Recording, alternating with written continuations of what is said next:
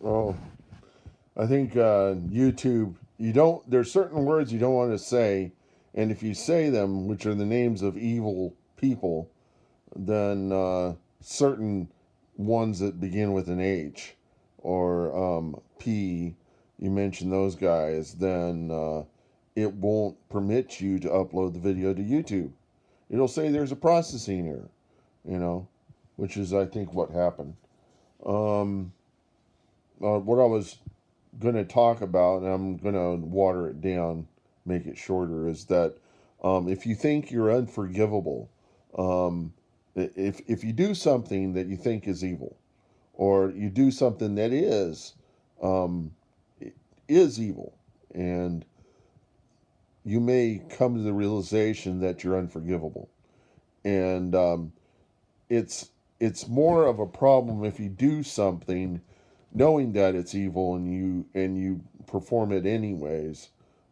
That's it's the only unforgivable sin is the one where you just believe um, that God isn't God or something like that, and that you're unforgivable, and so the belief that there's no potential, that you're not capable of doing right in the world, that can lead you down a road of doing wrong stuff, and so that you don't have any hope of being a better person can actually make you one of those evil people.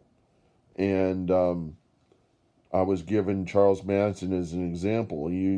Um, you have to kind of look at their story to see how they end up being the person that they are, or that they have become.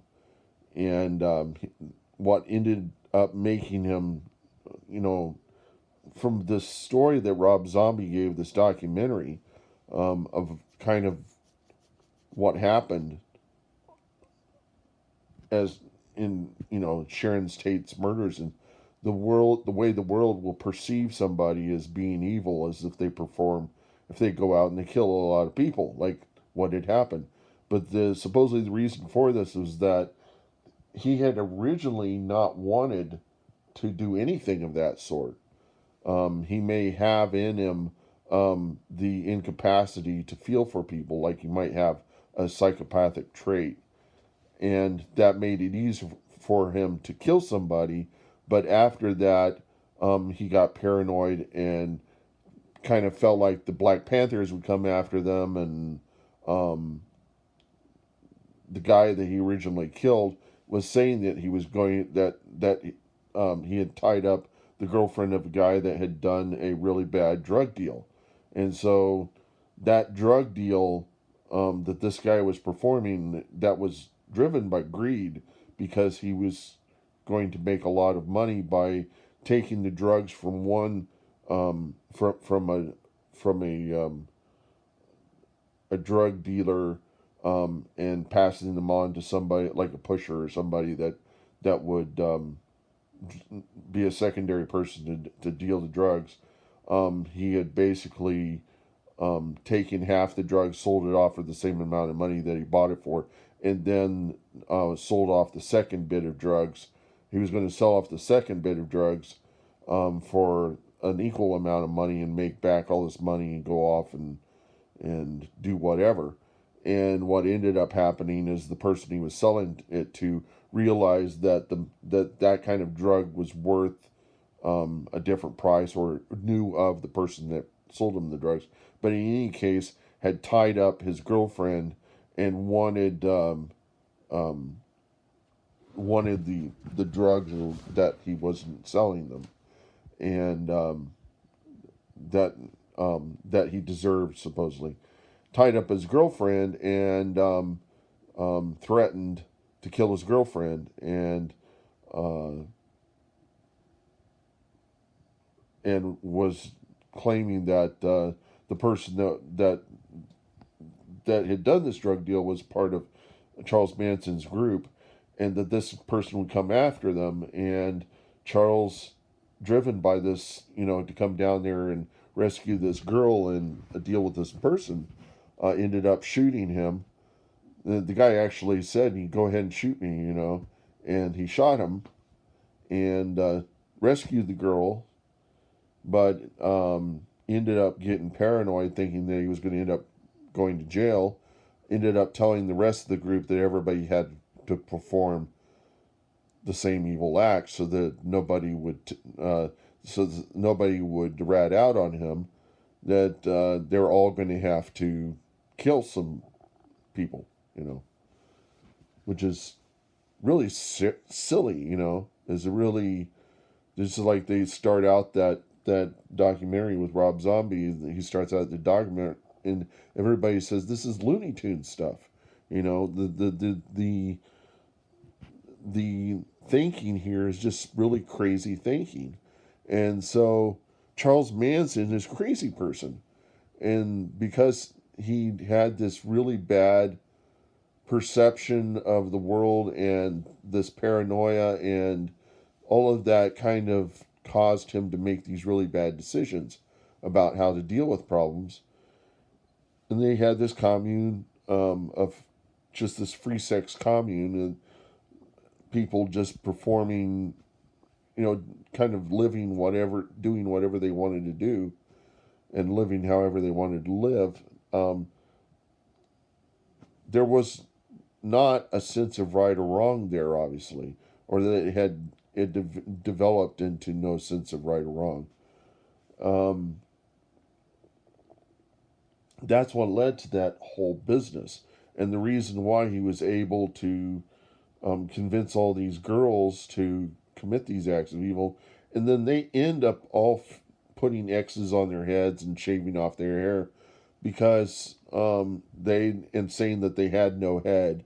Um, that was probably how they were dealing with the loss of, or dealing with the guilt of killing other people. It looked okay on the surface, but as a result, this happens whenever you're in a group of people. Because of the peer pressure, everybody will feel like there'll be people in that group that will say, like, yeah, we can do this. And, even though how crazy it is, you're in that group, you feel pressured, and you might cause to go out and do the same thing. And as a result of that, everybody's in the same boat. Nobody can rat out on each other.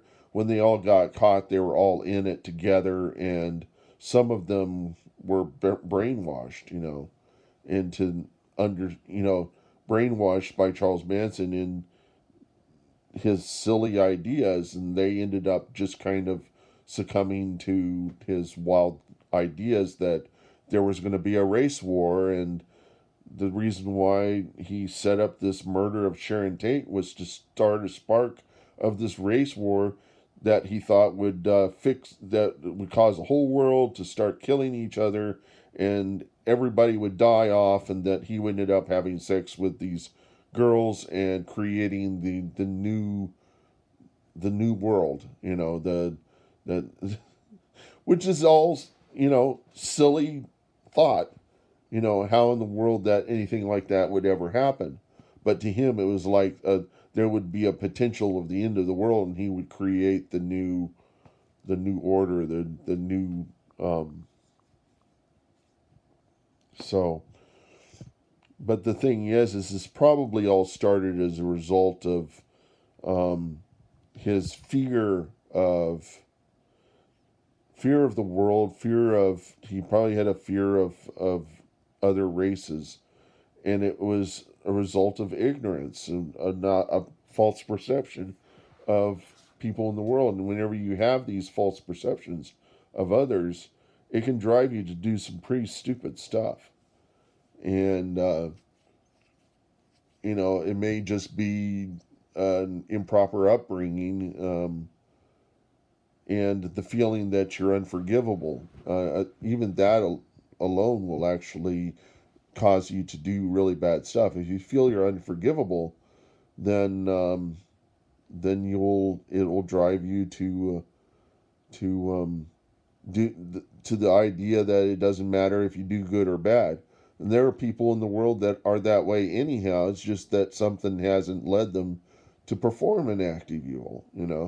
that it hasn't come down their path, but it's kind of like, this ever happened, then I wouldn't have any problem with killing somebody that would do that to me. And but as a result of that, your empathy will kick in, and you will have um, an, a concern. And when I was in my dad's jail ministry, um, we had a certain person. This is a person that I will never forget. He We brought him the word, and in that he thought that because he had killed a person and he didn't feel remorse for them, he believed that he was going to hell, and we tried to convince him otherwise, and he wouldn't believe it. And that night he died of a heart attack.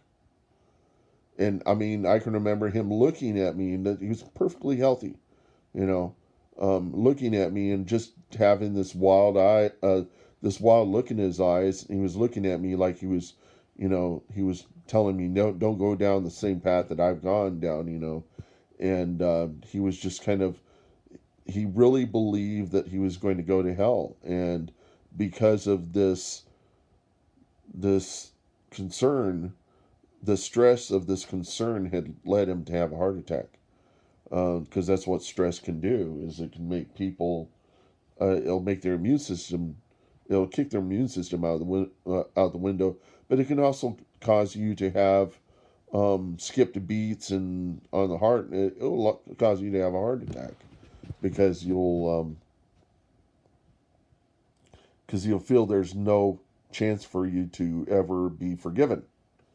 And we try to say, well, that just because you killed one person, even if you didn't feel you felt remorse, doesn't make you a bad person.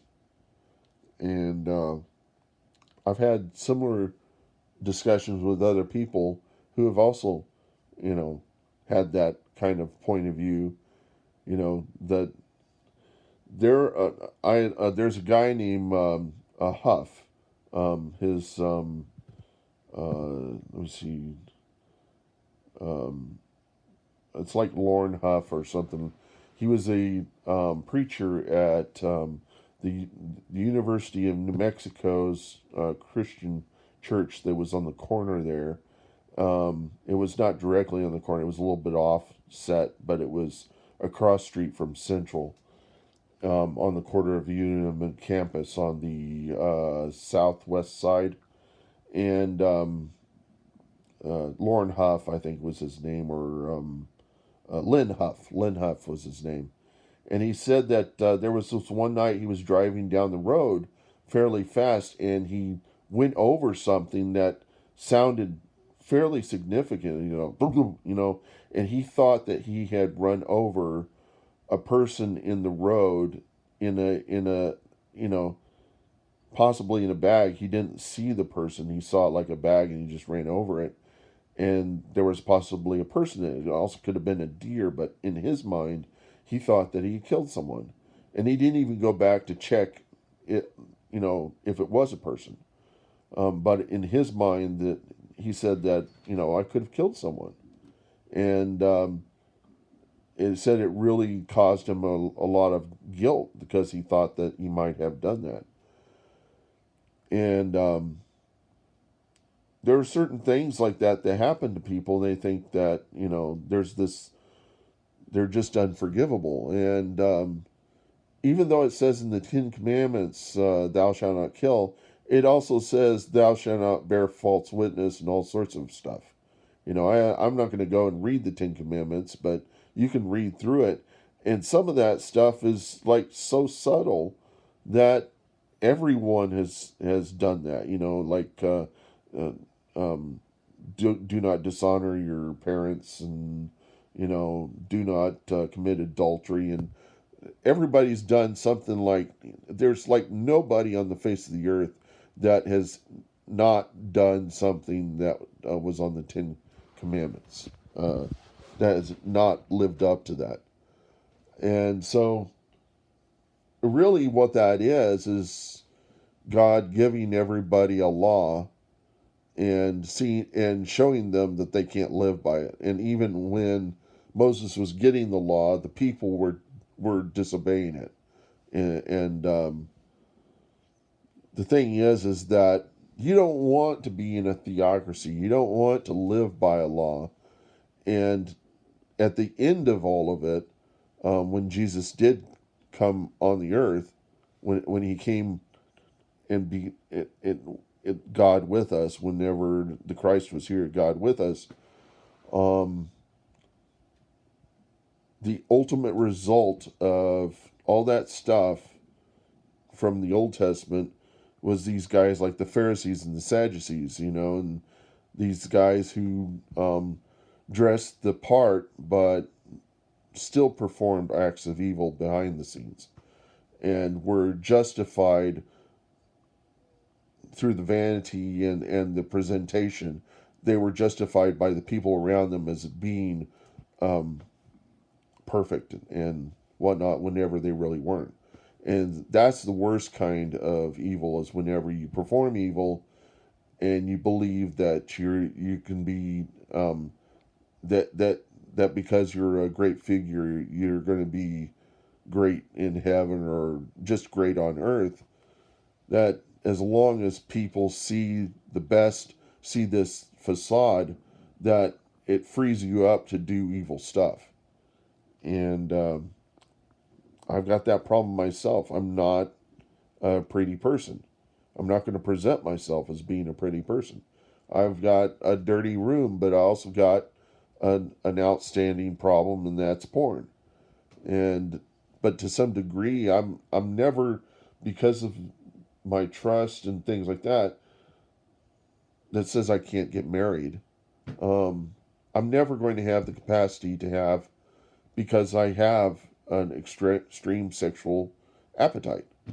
Because of that, it's kind of like I reason for myself this sin that I've got, this outstanding sin, and it's really between me and God. It's not for anybody else. But I have to present it to say that I'm not perfect either. I've got problems. And the other thing is that with porn, you can, you can free yourself from it, but you still have it in your brain. It's still up there. The urges there and everything are still there.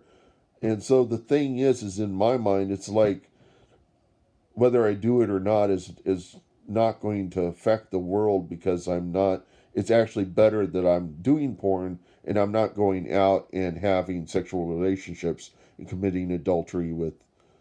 It does possibly affect my perception, but it doesn't affect my relationships with other people. I don't go out, and for me, sex is such a foreign thing. And so I'm sitting here trying to justify to you the way that I am, but I'm not saying that I'm not going to get punished for this sort of thing. Um, but it's something that's more between me and God. Just as a gay couple, though the world is seeing them as evil, it's really between them and God is going to judge them differently for as God does with everybody. And even though they are as such, you really just have to think, how much does this affect me? It doesn't. And how much, I mean, it's really a big problem for me to go out after people like that and say, you're evil, you're going to hell. That's self-righteousness. That's the thing that Jesus talked about, clearing the speck from your brother's eye when you got a mote in your own eye. Everybody's got a mote in their own eye. Unless you figure it out some way to fix homosexuality, you're probably not going to be able to fix that. And there probably isn't any way of fixing that. That, I mean, if you really wanted to be a Christian, but you still wanted to be with someone of the same sex, you just don't have sex. You can still be with them. It's just like you're being with you know, you may kiss them. There's nothing wrong with kissing someone or being affectionate. The only problem is having sex, And because what does that lead you to? It leads you to anal sex. And what is anal sex? It is it's actually it actually is health. I mean, aside from the religious aspect, it is actually challenging your health. It can lead to hepatitis. It can lead to HIV.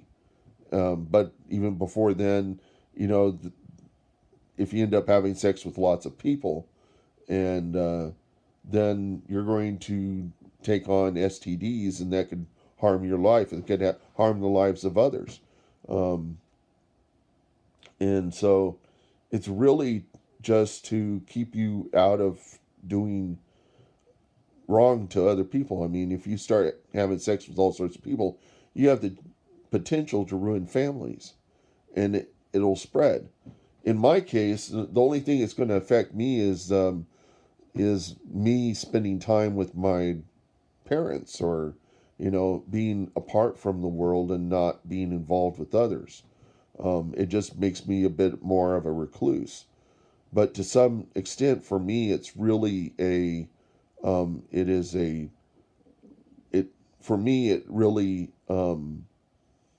gives me a release, and at least release from stress, and release, you need to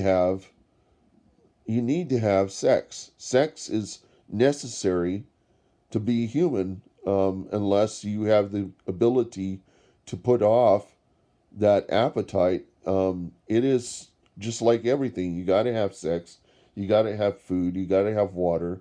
You've got to have stressful release. You got to feel that you're forgivable. You got to feel like you have the potential to do great in the world.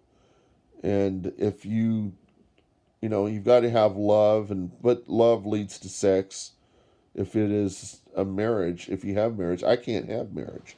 And so for me, that's just but I've done that because I'm got this other thing that I'm living off of, and there's also that sin that says you should not live by an arm of flesh, which is the result is a parasitic lifestyle, and a parasitic lifestyle is living off of somebody else. It's an attribute of psychopathy.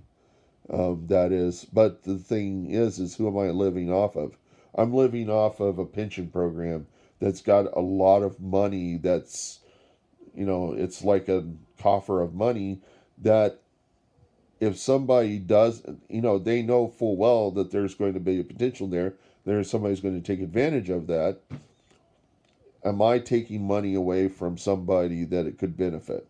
No, they have to offer that to people who are handicapped. And I'm handicapped. I've got something called aphasia. It's similar, it's a kind of an audio dyslexia.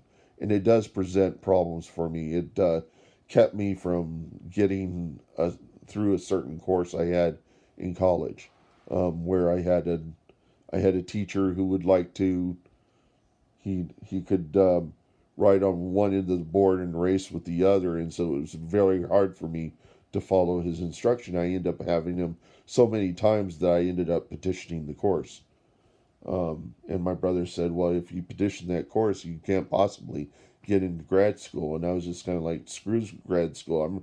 I'm tired of doing this degree. It's taken me 10 years to get through it because I could only do 3 courses, 2 to 3 courses every a semester, because the pressure and the complexity of getting things done, and just the getting having to do finals where they assess your ability to do what you're doing in by giving you all these little short examples.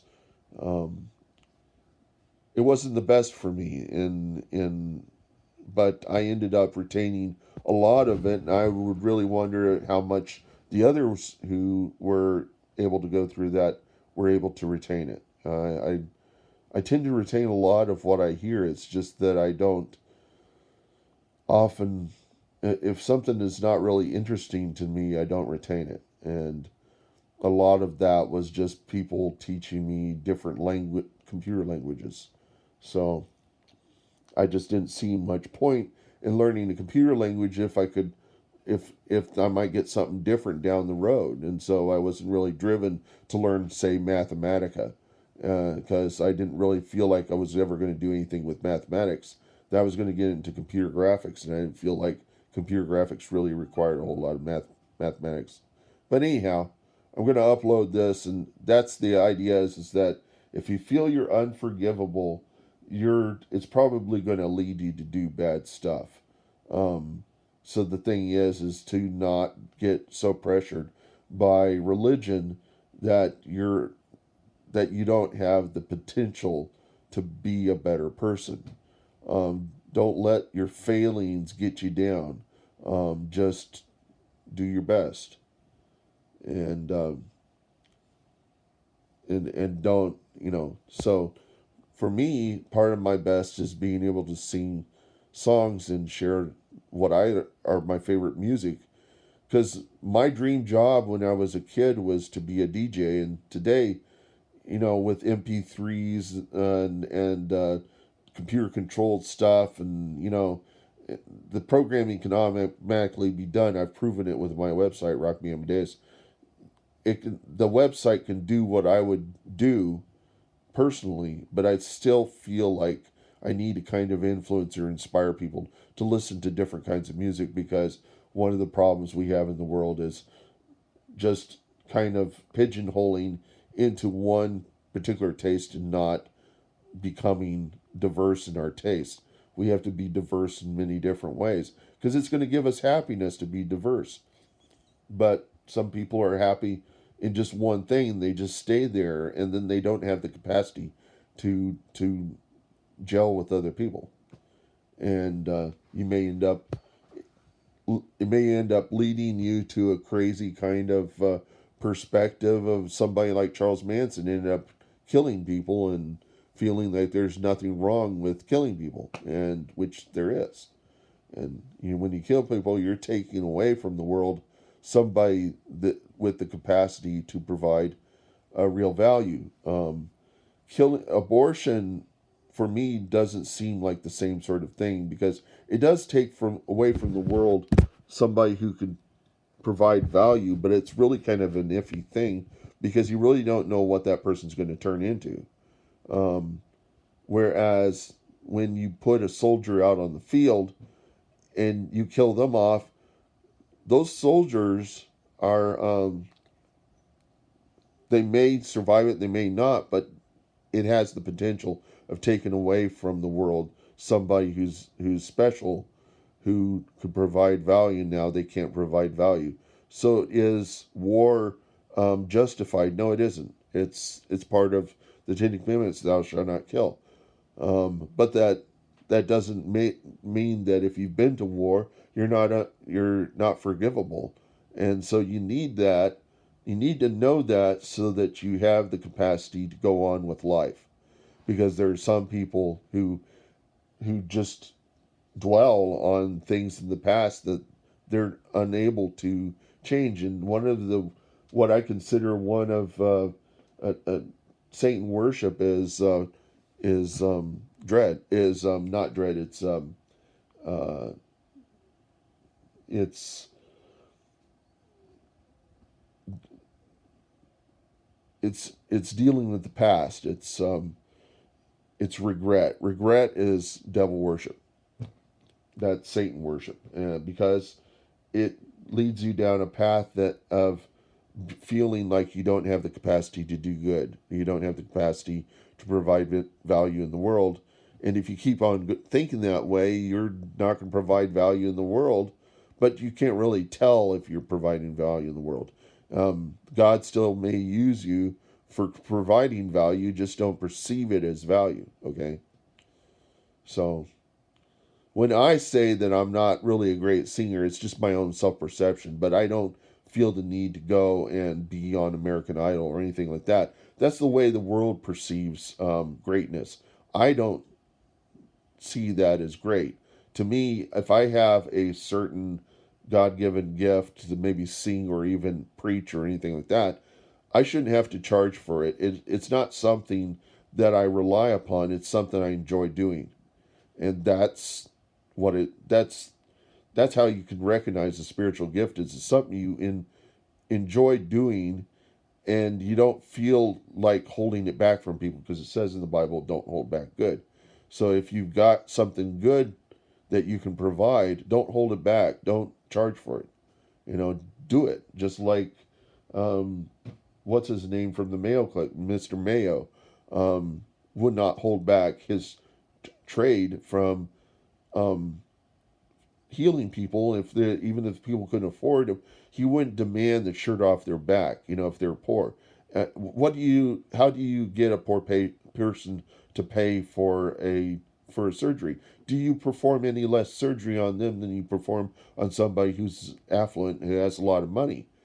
No. And because if you really love what you do and you're doing it for people, it's not really important. It shouldn't really be important to you, if what you're doing, if you see it as a spiritual gift. If you see it as a talent, and the talents are really just something you do. You might have to do it for survival, but if you can do it for free, you would do it for free, right? And there are doctors that feel that way. Then there are the doctors who are really in it for themselves and will demand money. Like this one doctor I had, I was there to get help about being able to snore, and he did this spiel where he was going to blow some Afrin up my nose, and later on I checked my bill, and it was recognized as a surgical procedure for about $500, and that just completely blew me away. That somebody would be so evil as to do something like that. And this guy probably doesn't isn't even really seeking to be um, forgiven, or he probably just has a high self opinion, and that's another problem because that's what leads you to self righteousness. So